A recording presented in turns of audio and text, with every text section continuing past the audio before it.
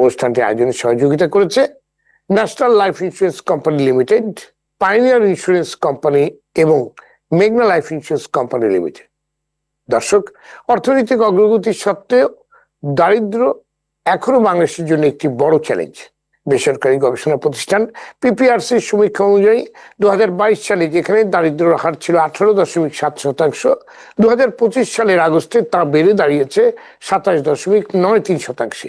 এই বিশাল সংখ্যক মানুষকে দারিদ্র্যের ঝুঁকি থেকে রক্ষা করতে বীমা খাত হতে পারে একটি অপরিহার্য হাতিয়ার। কিন্তু স্বচ্ছতা ও আস্থার অভাব, অজ্ঞতা, সচেতনতার ঘাটতি এবং যথাযথ মনিটরিং এর অভাবে দেশের বীমা খাত এখনো সুযোগ ও সম্ভাবনার তুলনায় বিকশিত হতে পারেনি। এমন বাস্তবতায় দেশের বিপুল সংখ্যক দরিদ্র মানুষের সুরক্ষায় বীমা খাতকে আরো বেশি উপযোগী ও সহযোগী করতে করণীয় নিয়ে আজ আমাদের আলোচনার বিষয় দারিদ্র নিরসনে বীমা খাত। আর এই বিষয়ে আলোচনার জন্য আজ আমাদের সঙ্গে স্টুডিওতে আছেন চার্টার্ড লাইফ ইন্স্যুরেন্স পিএলসির ভারপ্রাপ্ত ব্যবস্থাপনা পরিচালক Mohammad Emdadullah, National Life Insurance পিএলসির উপব্যবস্থাপনা পরিচালক আবুল কাশেম এবং বিআইআইএসএস এর গবেষণা পরিচালক ডক্টর মাহফুজ কবির। যাচ্ছে মূল আলোচনায়। জনাব এমদাদুল্লাহ, বাংলাদেশের আর্থসামাজিক প্রেক্ষাপটে দারিদ্র বিমোচনে বীমা খাতকে আপনি কতটা অপরিহার্য বলে মনে করেন?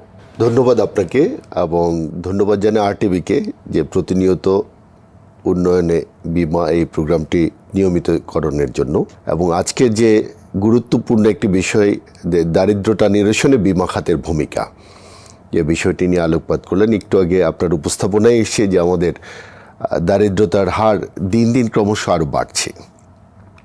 এখন এই জায়গা থেকে আমাদেরকে একটা মাত্র খাতের মাধ্যমে আমরা চাইলে এটা অনেকাংশে কমিয়ে আনতে পারি, সেটা হচ্ছে বীমা খাত। আমরা যদি একটু দেখি যে বীমা খাত কীভাবে মানুষের জীবনে অনেকগুলো বড় ভূমিকা রাখতে পারে, যেমন তার বিভিন্ন দুর্ঘটনা বা দৈব দুর্বিপাকে ঝুঁকি নিরসনে বীমা খাত একটা বড় অবদান রাখতে পারে, এবং একটা ছোট্ট বীমা পলিসির মাধ্যমেই গ্রাহক তার যে কোনো সময়ে চিকিৎসা সেবা সংক্রান্ত যে খরচের জায়গা, সেখান থেকে সে নিজেকে চাইলে কিছুটা হলেও রক্ষা করতে পারেন। পাশাপাশি দেখা যায় আমরা যদি একটু নন লাইফের দিকে আসি, আমাদের যে দুর্যোগ ব্যবস্থাপনা, আমাদের কৃষকদের জন্য যদি কিছু কৃষি বিমার যে নীতিগুলো এখন আমাদের মার্কেটে চলমান আছে, সেগুলো নিয়ে যদি আমরা কাজ করি, বা আমাদের দুর্যোগ ব্যবস্থাপনায় যেমন আমাদের বিভিন্ন সময় সাইক্লোন বা ঝড় হয়, আমাদের প্রায় 7 লক্ষের উপরে মৎস্যজীবী আছেন যারা গভীর সমুদ্রে থাকেন, তাদেরকেও কিন্তু আমরা চাইলে এগিয়ে নিয়ে আসতে পারি।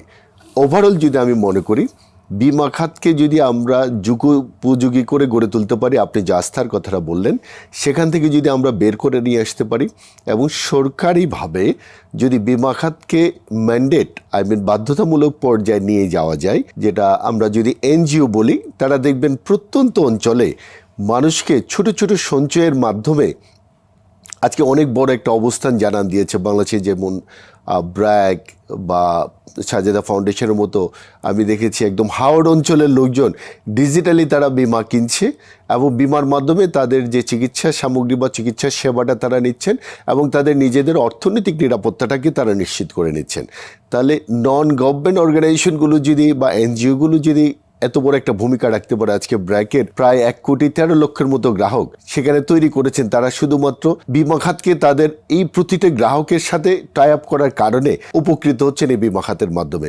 এইভাবে যদি সারা বাংলাদেশে আমরা ছোট ছোট আকারে পাইলট প্রজেক্টের মতো করে যদি গভর্নমেন্ট নিজস্ব উদ্যোগে শুরু করতে পারত, আমার মনে হয় বীমা খাত অনেক জায়গায় মানুষকে অনেকভাবে সহযোগিতা করতে পারে। কিন্তু মুদ্রা কথা হচ্ছে যে বীমা খাত মানুষের অর্থনৈতিক যে নিরাপত্তাটা নিশ্চিত করে, সেটা যে আস্থার জায়গাটা, সেটা আগে আমাদেরকে নিতে হবে। এবং মাইক্রো লেভেলের যে পলিসিগুলো আমরা যদি প্ল্যান করি যে প্রতিদিন মাত্র 1 টাকা সঞ্চয়, এই দিয়েও কিন্তু আমরা মানুষকে অনেক দূর এগিয়ে নিয়ে যেতে পারি। ধন্যবাদ আপনাকে। আপনার কাছে পরে আমি আবার আসবো। যেমন আবুল কাশেম, দরিদ্র জনগোষ্ঠীর কাছে বীমা খাত কতখানি পৌঁছতে পারছে? এক্ষেত্রে কোম্পানিগুলোকে কি ধরনের বাধার মুখে পড়তে হচ্ছে? ধন্যবাদ আশিক সাহেব। আমাদের দেশের মানুষ এখনও বীমা এটা কি খায় না পড়ে বা এটা কি প্রয়োজন, এই জিনিসটা এখনও তাদের বোধগম্য নয়। অথচ উন্নত বিশ্ব বা অনুন্নত বিশ্ব যেটাই হোক না কেন, সবাই বিমার প্রতি একটা দাবমান। আমাদের পার্শ্ববর্তী দেশ ভারত, তারাও বিমা অনেক এগিয়ে গেছে। ওরা জিডিপিতে ভালো একটা অবদান রাখে, নিয়ার অ্যাবাউট 5% তারা জিডিপিতে অবদান রাখে। আর আমাদের সার্বিক প্রেক্ষাপটে এখনও 0.5 আমরা জিডিপিতে আমাদের কন্ট্রিবিউশন। তো এতে বোঝা যায় একটা দেশের সক্ষমতা কী অবস্থা আছে। দারিদ্র এটা একটা বিশাল শব্দ। অমর্ত্য সেনের একটা বিশাল একটা ওনার ডায়লগ আছে, a country is poor because it is pure, there are no other alternate. এটা দরিদ্র আছে, এটা দরিদ্রই। তা আমাদের দেশে, বিশেষ করে উপমহাদেশে দারিদ্রটাকে বিমোচন করার জন্য, এটা আমাদের যখন ব্রিটিশরা শাসন করে গেছে, পাকিস্তান শাসন করছে, এর আগে মোগলরা শাসন করেছে, এখানে কিন্তু আমাদের একটা মহাজনী প্রথা ছিল। কোনো লোককে তার সময় পর্যায়ে আসা, সে উন্নতি লাভ করুক, এরকম একটা জিনিস আমাদের মেন্টালিটি গো করে নাই। তাকে বিভিন্নভাবে তাদেরকে বিভিন্ন প্রয়োজনে তাদেরকে ব্যবহার করা হতো। আর্থসামাজিক প্রেক্ষাপটে তাকে প্রতিষ্ঠিত করার জন্য এই জিনিসগুলো কিন্তু সেই উপমহাদেশে আমাদের ব্রিটিশ বা মোগল আমল থেকে আমরা এটা দেখে আসছি। এখানে কতগুলি শ্রেণী বৈষম্য ছিল, কেউ ভূঁইয়া হবে, কেউ চৌধুরী হবে, কেউ পাঠান হবে। এই শ্রেণীর লোকগুলি থাকবে ভালো অবস্থানে, আর ওই বাকি যারা আছে তারা থাকবে সেবা দেওয়ার জন্য। তো যাক, আমরা মনে করি বাংলাদেশ, আমরা স্বাধীনতার পর থেকেও আমাদের থেকে মাত্র 5-6 বছর আগে পিছে সিঙ্গাপুর স্বাধীনতা লাভ করছে। তারা আজকে বিশ্বের কি অবস্থা আছে অর্থনৈতিক প্রেক্ষাপটে, সার্বিক কাঠামোর দিক থেকে অনেক এগিয়ে আছে। তা আমাদের এই জনসংখ্যা অধ্যুষিত, বিশেষ করে ওয়ার্ল্ড কন্টেস্টে জনসংখ্যা যেটা সম্পদ, এই সম্পদকে আমরা কাজে লাগাইতে পারছি না। এই জন্যে আমাদের সম্পদটাকে এখন আমরা একটা বোঝা হিসাবে মনে করি। দারিদ্রতা এটা কিন্তু এমনি এমনি হয় না, একটা প্রেক্ষাপটের উপরে ডিপেন্ড করে হয়। যেমন আমাদের দেশে নদীমাতৃক বাংলাদেশ, প্রায় সময় নদী ভাঙ্গন, জলোচ্ছ্বাস, বিভিন্ন প্রেক্ষাপটে তারা ঘরবাড়ি হারিয়ে বিভিন্নভাবে দিশাহারা হয়ে কিন্তু তারা শহরমুখী হয় বা বিভিন্ন আরবানে যেয়ে তারা অবস্থান করে, স্লাম লাইফ ইত্যাদি ইত্যাদি করে। এই যে দারিদ্রতা বিমোচন করার জন্য গণপন্থী বাংলাদেশ সরকার, যেহেতু সরকার নিজেই, বিশেষ করে আমাদের বর্তমান যে অবস্থা, যেটা আমরা এলডিসি গ্র্যাজুয়েশন 2026 সাল, যেটা আমরা প্রেক্ষাপট বা আমাদের কনসেন্ট্রেশন, কিন্তু আমরা কি সেই অবস্থানে পৌঁছতে পারছি? তা আমি মনে করি দারিদ্রতা বিমোচন, আমাদের মাথা পিছু আয়, এটা উন্নয়নকে করার জন্য আর্থসামাজিক প্রেক্ষাপটে বিমার যথেষ্ট ভূমিকা আছে।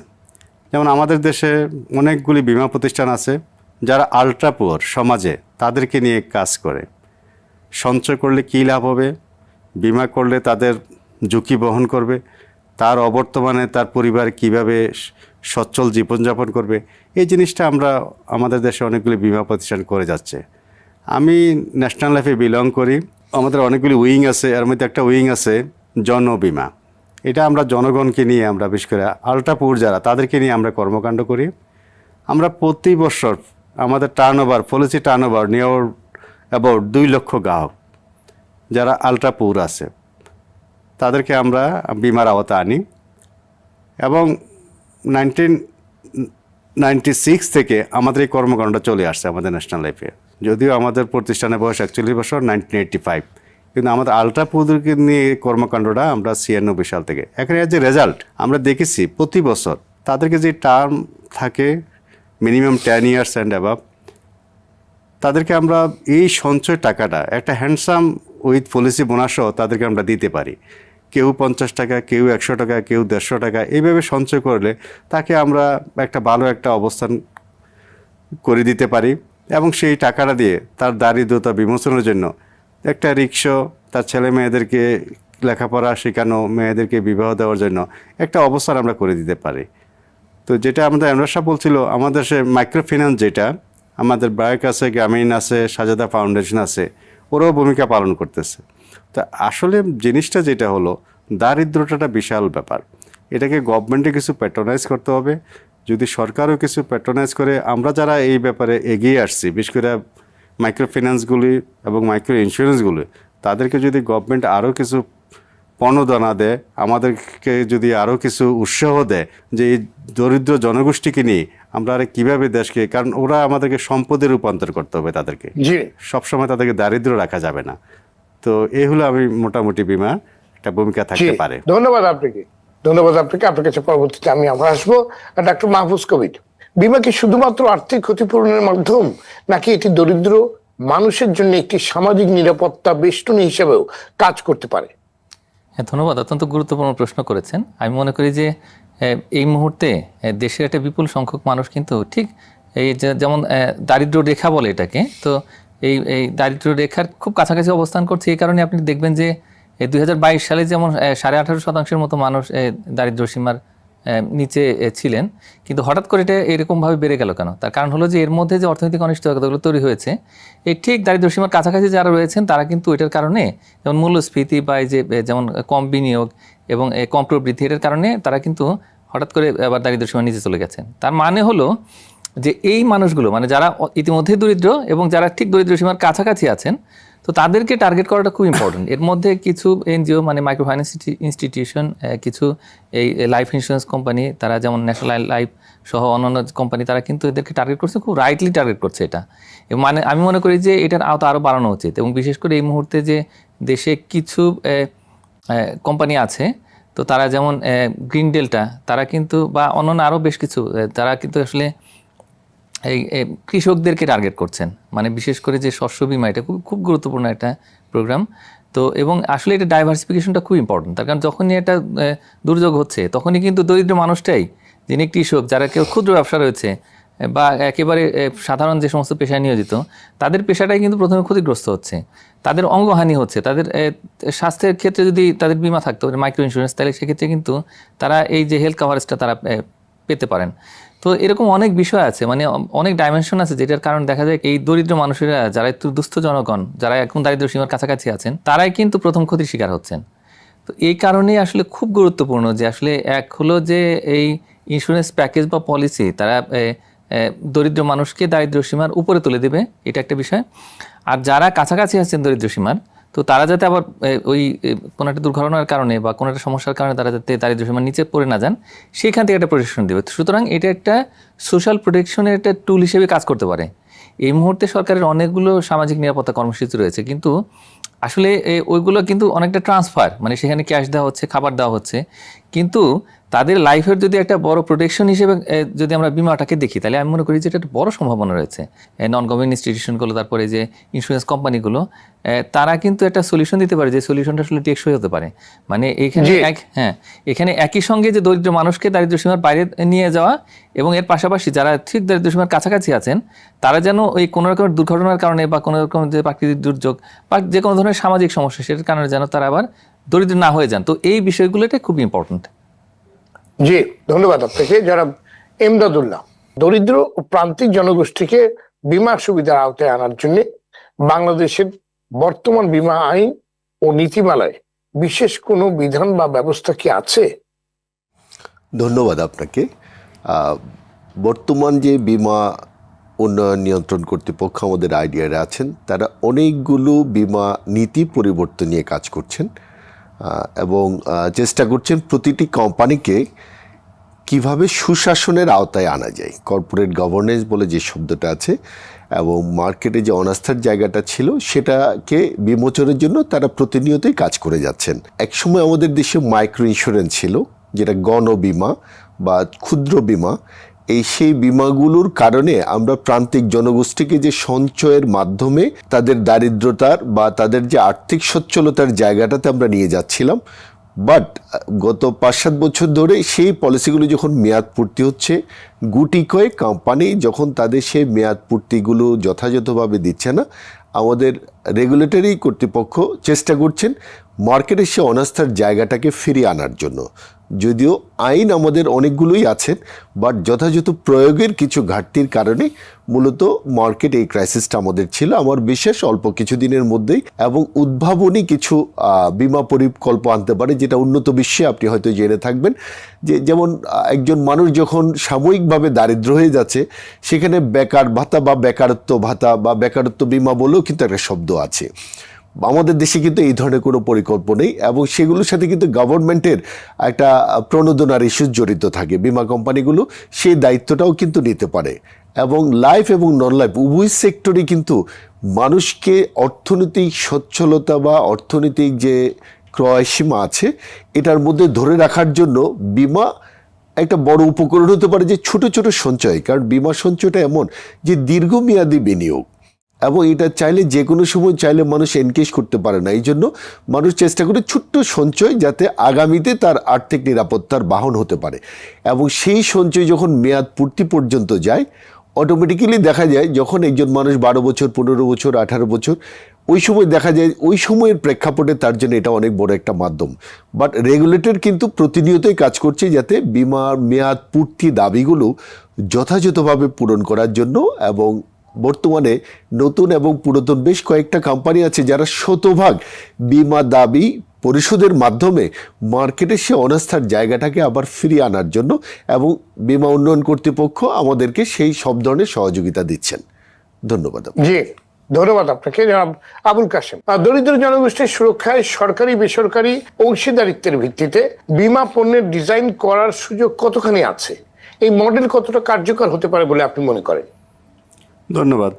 কারণ এখন তো 18 কোটি মানুষ আছে, সবার রুচি বোধ একরকম না, আর্থিক সামর্থ্য একরকম না, এক একজনের এক এক রকম। ওইভাবে প্রোডাক্টগুলি ডিজাইন করা হয় এবং প্রতিষ্ঠানগুলির প্রোডাক্টগুলো যথাযথ কর্তৃপক্ষ থেকে অনুমোদন নিয়ে আমরা বাজারজাত করি। যেমন আমরা আলট্রাপুর যারা আছে তাদেরকে আমরা মাসিক সঞ্চয় বিমা, যেটা আমরা ক্ষুদ্র আকারে তাদের জন্য একটা প্রোডাক্ট ডিজাইন করা আছে। এক একটা প্রতিষ্ঠানে একটা নাম আছে। যেমন ডেল্টা লাইফ, যেটা আমদাদুল্লাহ সাহেব বলছিল, গণ গ্রামীণ বিমা, এটা শুরু থেকে আমাদের দেশে একটা প্রেক্ষাপট শুরু হয়েছিল। দেন আমাদের ন্যাশনাল লাইফ আমরা নাম দিচ্ছি জনবিমা, অর্থাৎ আলট্রাপুর জনগণ যারা আছে তাদেরকে নিয়ে।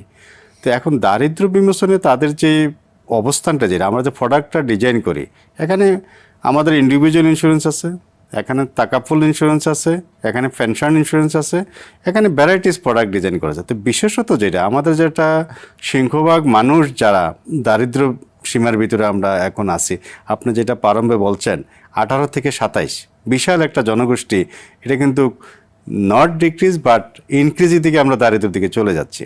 তো এরা কিন্তু ভয়াবহ একটা দেশের জন্য।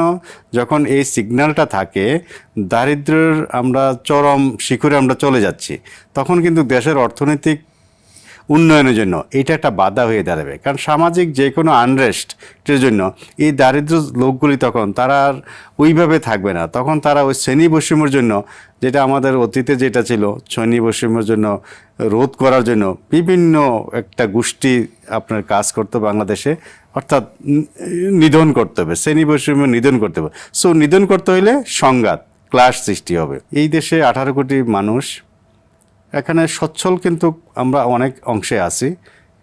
এখন দেশের উন্নয়নের জন্য করের দরকার। সরকার কিভাবে চলবে, কিভাবে দেশের উন্নয়ন করবে, তা আমরা যেটা প্রেক্ষাপট যেটা দেখি, আমাদের এই দেশে 3 নাম্বার নেওয়া আছে, নিয়ার অ্যাবাউট 2-2.5-3 কোটি লোক আছে, 3 নাম্বার নেওয়া আছে আউট অফ 18 কোটি মানুষের মধ্যে। কিন্তু রিটার্ন জমা করি মাত্র আমরা 25 থেকে 26 লাখ টাকা জনগণ। তো এখন এত জনগোষ্ঠীর ভিতরে আমরা দেশের উন্নয়নের জন্য আমরা সিংহভাগ কিছু লোক আছি, করের নেটের মধ্যে আছি, আমরা এটা পেমেন্ট করে থাকি।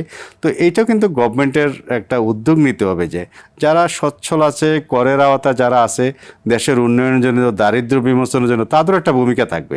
কেননা দেশটা তো গভর্নমেন্ট তো টাকা আনতে হবে করের মাধ্যমে, রাজস্বর মাধ্যমে। তা আমি মনে করি জীবন বিমা, রাজস্বতা, সরকারের সৎ উদ্যোগ, মাইক্রো ফিন্যান্স, সব দিক দিয়ে যদি আমরা উদ্যোগ নেই ভালোভাবে, কারণ এই দেশের লোকগুলিকে যদি আমরা সম্পদে রূপান্তর করতে পারি, কারণ শ্রেণী বৈষম্য থাকবে। যেমন যে কোনো জিনিস একটা ইস্যু থাকে, ইভেন্ট থাকে, তারা কিন্তু এখন বিভিন্ন ক্লাসে বিভিন্ন পক্ষ হয়ে তারা কিন্তু লাঠিয়াল বাহিনী হিসাবে তারা আবির্ভূত হয়। তো সুতরাং দেশের উন্নয়ন তো তাদের মাধ্যমে পাচ্ছি না, এবং তারা ওইখানে এটাকে থামাইয়ে দিতে চায় আর কি। জি, ধন্যবাদ আপনাকে। ডক্টর মাহফুজ কবির, সরকার কি দরিদ্রদের জন্য বিমার প্রিমিয়ামে ভর্তুকি বা অন্য কোনো প্রণোদনামূলক ব্যবস্থা চালু করতে পারে? এক্ষেত্রে কি ধরনের বাধা দেখছেন এবং করণীয় কি? মানে খুব একটা গুরুত্বপূর্ণ প্রশ্ন করেছেন, যে সরকার যেহেতু যদি আমরা এই চলতি অর্থ বছরের কথা ধরি, তাহলে 1,26,000 কোটি টাকার হলো তাদের সোশ্যাল প্রোটেকশন প্রোগ্রাম আছে, এবং এটি ছাড়াও নানান রকমের যে দারিদ্র বিমোচন উন্নয়নমূলক কর্মসূচি আছে সরকারের। এখন এটা তো একটা ওয়ান অফ দিয়ে যাচ্ছে সরকার, হ্যাঁ। এখন এই টাকার একটা অংশ যদি এই ইন্স্যুরেন্সের জন্য, মানে বিশেষ করে যে একেবারে দরিদ্র বা দরিদ্র নয় কিন্তু মানে আয় কম, তো এই ধরনের মানে নিম্ন আয়ের মানুষের জন্য যদি যে সমস্ত প্রোগ্রামগুলো আছে, মানে অলরেডি তো অনেকগুলো ইন্স্যুরেন্স প্যাকেজ আছে, সেটা লাইফ থেকে শুরু করে তারপরে টপ ইন্স্যুরেন্স, অন্যান্য যে ইন্স্যুরেন্স প্রোডাক্টগুলো আছে, তো এই সমস্ত মানে কম আয়ের মানুষদের টার্গেট করে যদি সেখানে কিছু টাকা দেওয়া যেত মানে ভর্তুকি হিসেবে, তাহলে সেক্ষেত্রে কিন্তু অনেকেই উৎসাহিত হতেন। মানে এই মুহূর্তে একটা বিপুল পরিমাণে মানুষ কিন্তু এই ইন্স্যুরেন্স নেটের বাইরে, এখন তাদেরকে যদি আনা যেত এই ভর্তুকির মাধ্যমে, তাহলে সেক্ষেত্রে কিন্তু দেখা যেত যে অনেকেই এই কাভারেজের মধ্যে আসছেন, এবং আলটিমেটলি যারা কাভারেজে আসবেন তাদের কিন্তু এই অনেক কিছু প্রোটেক্টেড হয়ে গেল, তাদের লাইফ থেকে শুরু করে তাদের অ্যাসেট এবং তাদের যে লাইভলিহুড, এই অপশনগুলো যদি প্রোটেকশনের মধ্যে নিয়ে আসা যায়, তাহলে কিন্তু এই মানুষগুলো কিন্তু আর দ্বিতীয়বার দরিদ্র হবেন না কোনো একটা ঝুঁকির কারণে বা কোনো একটা প্রাকৃতিক দুর্যোগের কারণে। তো এই বিষয়টা আসলে চিন্তা করতে হবে। একদিকে আমরা সোশ্যাল প্রোটেকশন প্রোগ্রাম করছি, ওয়ান অফ তাদেরকে ট্রান্সফার করে দিচ্ছি, কিন্তু তাদেরকে যদি আমরা বিমার বাইরে রাখি তাহলে সেক্ষেত্রে কিন্তু খুব একটা লাভ হচ্ছে না, তারা কিন্তু আবার সেই দারিদ্র্যের মধ্যে চলে আসছেন। সুতরাং আমি মনে করি যে দারিদ্র্য বিমোচনের একটা বড় হাতিয়ার হতে পারে যে এই যে সোশ্যাল প্রোটেকশন প্রোগ্রামগুলো আছে তার একটা অংশ, মানে এই সরকারের যে বিপুল পরিমাণে যে ব্যয়, তার একটা অংশ যদি এই ভর্তুকির মতো করে এই ইন্স্যুরেন্স প্যাকেজের মধ্যে দিয়ে দেওয়া যায়, তাহলে সেক্ষেত্রে আমি মনে করি যে অনেক মানুষকে আসলে এই যে ইন্স্যুরেন্স প্যাকেজে নিয়ে আসা যাবে। অনেক প্রোডাক্ট কিন্তু তখন নতুন নতুন ভ্যারাইটি অফ প্রোডাক্ট এটা কিন্তু চলে আসবে, এবং সব মিলে আমি মনে করি যে এটা দেশের জন্য লাভজনক হবে। জি, ধন্যবাদ আপনাকে জনাব ইমদাদুল্লাহ। বিমা সম্পর্কে সাধারণ মানুষের মধ্যে সচেতনতা বৃদ্ধিতে বিমা কোম্পানি এবং সরকার যৌথভাবে কি ধরনের উদ্যোগ নিতে পারে বলে আপনি মনে করেন, আপনার পরামর্শ? ধন্যবাদ আপনাকে, এবং সবচেয়ে সময় উপযোগী একটা আলোচনা। বেসিক্যালি সব কিছুরই একটা ভালো মন্দ থাকবেই। বাংলাদেশে দেখেন 36টা লাইফ ইন্স্যুরেন্স কোম্পানি, সব কোম্পানি অনেক ভালো ভালো উদ্যোগগুলো নিয়েছে এবং অনেক ভালো কাজও করছে। অনেকগুলো কোম্পানি, হাতে গোনা গুটি কয়েক 2-4টা কোম্পানির জন্য ইন্স্যুরেন্স সেক্টর নিয়ে মানুষের মধ্যে একটা নেতিবাচক ধারণা প্রচলিত হচ্ছে। বাট কোম্পানিগুলো যে ভালো কাজগুলো করছে সেগুলোর যদি প্রচার এবং প্রসার যদি ভূমিকা রাখা যেত, তাহলে মানুষের মধ্যে আত্মবিশ্বাসটা অনেক গুণেই বেড়ে যেত। এবং কোম্পানিগুলো যখনই কোনো বীমা দাবি পরিশোধ করছে, বা একজন গ্রাহক যখন অন টাইমে যেই দিন তার মেয়াদ পূর্তি হচ্ছে ওই দিন বা তার ইমিডিয়েট অল্প 2-1 দিনের মধ্যে যখন তার মেয়াদ পূর্তির টাকাটা পাচ্ছে, উনি তখন আর 5 জনকে বলতে পারেন যে না, আমি আসলে ইন্স্যুরেন্স থেকে কোনো ঝামেলা ছাড়া টাকা পেয়েছি। এই যে উদ্যোগগুলো, এবং বীমা কোম্পানিতেও দেখা যায় যে, আমি যদি আমার কোম্পানির কথাই বলি, আমাদের একটা ছোট্ট প্রকল্প আছে যেখানে মাত্র প্রতিদিন 2 টাকা 72 পয়সা দিয়ে মানুষ তার স্বাস্থ্য বীমা থেকে শুরু করে সবকিছু ইনস্যুর করতে পারে। এবং এত অল্প, আমরা যখন টং দোকানেও বলি যে আপনি একটা চা খেতেও 5 টাকা লাগে ন্যূনতম, রং চাও যদি খান, বাট এটা কিন্তু তার চেয়ে কম। কিন্তু এটার প্রচারটা নেই। প্রান্তিক জনগোষ্ঠীতে আমরা ইন্স্যুরেন্সের সুফল সম্পর্কে যত বেশি আলোচনা করতে পারবো, মানুষ তত বেশি সজাগ হবেন এবং মানুষ কেনার জন্য আগ্রহী হবেন। কিন্তু এই প্রান্তিক জনগোষ্ঠীকে লক্ষ্য করে যে বীমা পণ্য বা বীমা সেবা তৈরি করা, এটা হচ্ছে আমাদের উদ্যোগের দরকার। এবং বীমা কোম্পানিগুলো বড় বড় লং টার্মের ইন্স্যুরেন্স পলিসির চেয়ে আমি বলবো শর্ট টার্মের একদম অল্প কাভারেজের, যেমন আমি রিসেন্টলি চার্টার লাইফ আমরা ইউএনডিপির একটা প্রজেক্টের মাধ্যমে সিটি কর্পোরেশনে যারা নগর পরিষ্কার করে, পরিচ্ছন্নতা কর্মী, আমরা তাদেরকে কাভারেজ দিয়েছিলাম। এবং অবাক হয়ে যাওয়ার মতো বিষয়, এই লোকগুলো কখনো জানে না যে তাদের ইন্স্যুরেন্স কাভারেজ দরকার আছে, বা সমাজের কোনো শ্রেণীতে তাদেরকে মানুষ হিসেবেই গণ্য করা হয় না। কিন্তু তারা যখন তাদের চিকিৎসার খরচটা পাচ্ছে এবং অনলাইনে জাস্ট তারা আপলোড করছে বিমার কাভারেজের বেনিফিটটা, তাদের ট্রিটমেন্ট কাভারেজ, এবং আমরা যখন তাকে দ্রুত তার মোবাইল ওয়ালেটে পেমেন্টটা করেছি, তার মধ্যে যে একটা আত্মবিশ্বাস, ও আচ্ছা ইন্স্যুরেন্স থেকে টাকাও পাওয়া যায়। দেখেন ওই যে যিনি পরিচ্ছন্নতা কর্মী, তার মধ্যেও দেখেন একটা সচেতনতা তৈরি হলো যে না, আসলে ইন্স্যুরেন্স করা যায় এবং ইন্স্যুরেন্স মানুষকে টাকা দেয়। আমরা এইভাবে ছোট ছোট প্রতিটা সেক্টর ধরে যদি কাজ করি বাংলাদেশে, অপার সম্ভাবনা। আমি সবসময় এখানে সম্ভাবনাটাই দেখি যে বীমা সেক্টরে সরকারের যেমন আমাদেরকে সহযোগিতা করা দরকার, এবং উন্নত বিশ্বে আজকে যে মডেলগুলো ফলো করে তারা সাকসেস হয়েছে, বাংলাদেশে একদিন সেই জায়গায় আমরা যাব। আমরা আজকে সিঙ্গাপুর বা অন্যান্য দেশের উদাহরণ দিই, আমরাই কিন্তু উদাহরণ সৃষ্টি করব, সেই প্রত্যয় কিন্তু Right. আমাদেরকে এগিয়ে যেতে হবে। ধন্যবাদ। ধন্যবাদ আপনাকে জনাব আবুল কাশেম। গ্রামীণ ও প্রান্তিক জনগোষ্ঠীর কাছে বীমা সেবা পৌঁছানোর জন্য ডিজিটাল প্রযুক্তি যেমন মোবাইল ব্যাংকিং বা ফিনটেককে কিভাবে আরো কার্যকরভাবে ব্যবহার করা সম্ভব? Digital Bangladesh, world wide digital, globally এখন আমরা ডিজিটালে আছি।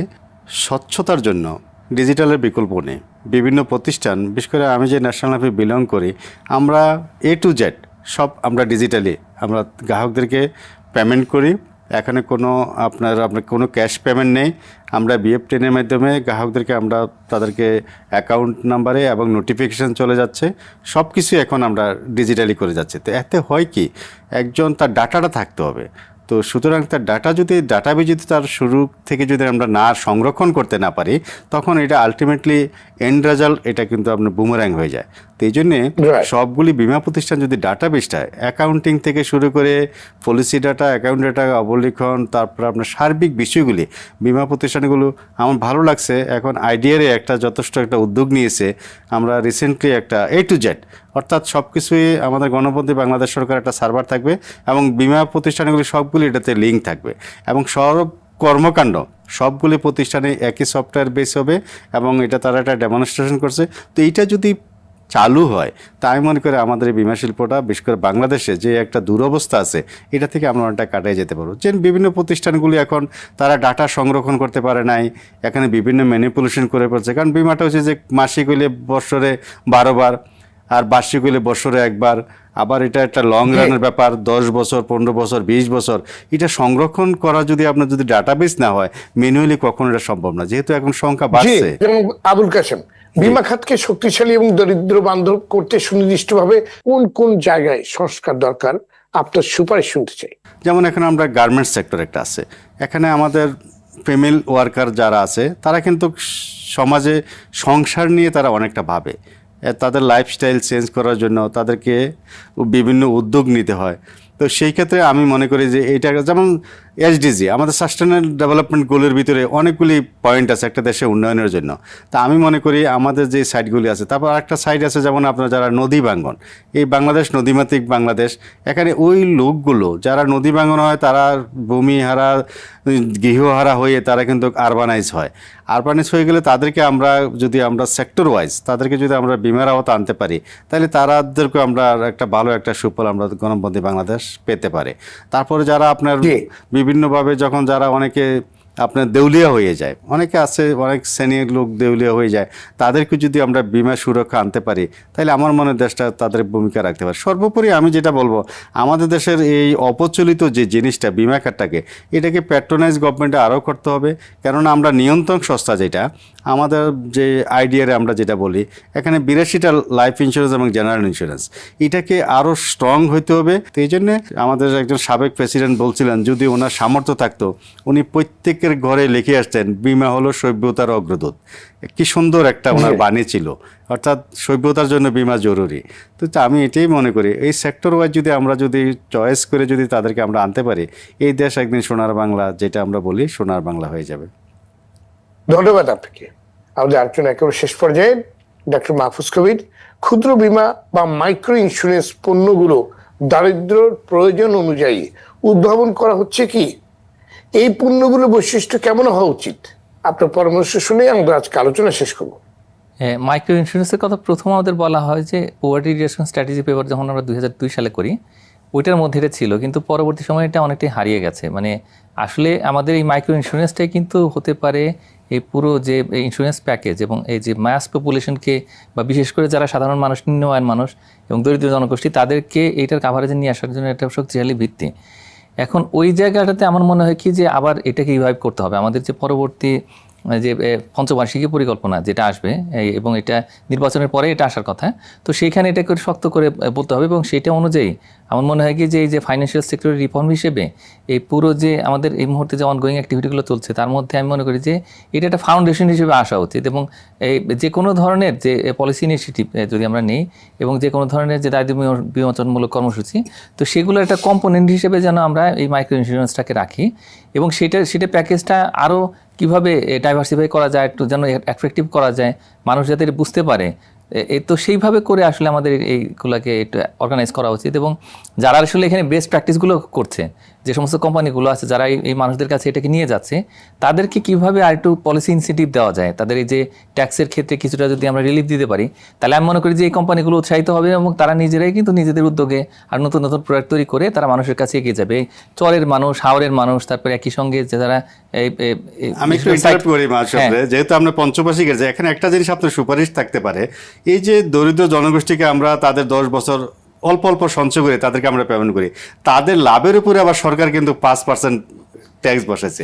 এই ব্যাপারটা আপনার একটু সুপারিশ থাকলে আমার মনে ভালো। হ্যাঁ, না অবশ্যই, এবং এই ধরনের এই যে ট্যাক্সের ক্ষেত্রে আমি যেটা বললাম যে এটা রিলিফ দিতে হবে, এবং একই সঙ্গে যে কোম্পানিগুলো আসলে এই ডাইভার্সিফাইড প্রোডাক্ট তৈরি করছে, মানুষের কাছে যাচ্ছে, একেবারে প্রত্যন্ত অঞ্চলে যাচ্ছে, তো তাদের জন্য যদি আমরা পলিসি ইনসেন্টিভটা দিই, তাহলে তারা কিন্তু নতুন করে প্রোডাক্ট তৈরি করবে এবং একই সঙ্গে তারা আবার মানুষের কাছে এগিয়ে যাবে। এইভাবে করলে আমি মনে করি যে বীমা খাত সেটা দারিদ্র্য বিমোচনে আরো বলিষ্ঠ ভূমিকা রাখতে পারবে।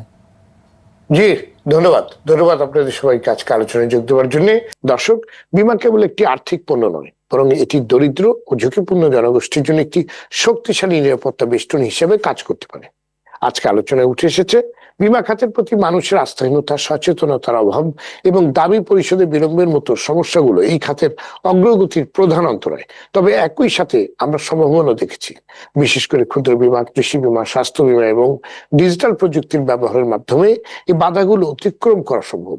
এর জন্য প্রয়োজন সরকারি নীতি সহায়তা, নিয়ন্ত্রণকারী সংস্থার কার্যকর তদারকি এবং বীমা কোম্পানিগুলোর স্বচ্ছতা ও সামাজিক দায়বদ্ধতা। সরকারি ও বেসরকারি খাতের সমন্বিত প্রচেষ্টা এবং জনসচেতনতা বৃদ্ধি পারে বীমা খাতকে সত্যিকারের জনমাধ্যম করে গড়ে তুলতে। দর্শক, সঙ্গে থাকার জন্য ধন্যবাদ। দেখা হবে পরের পর্বে। জানিয়ে রাখছি, উন্নয়নের বীমা অনুষ্ঠানটি আয়োজনে সহযোগিতা করেছে national Life insurance company, pioneer insurance company এবং মেঘনা লাইফ ইন্স্যুরেন্স কোম্পানি লিমিটেড। সবাই ভালো থাকুন, সুস্থ থাকুন, সঙ্গে থাকার জন্য ধন্যবাদ।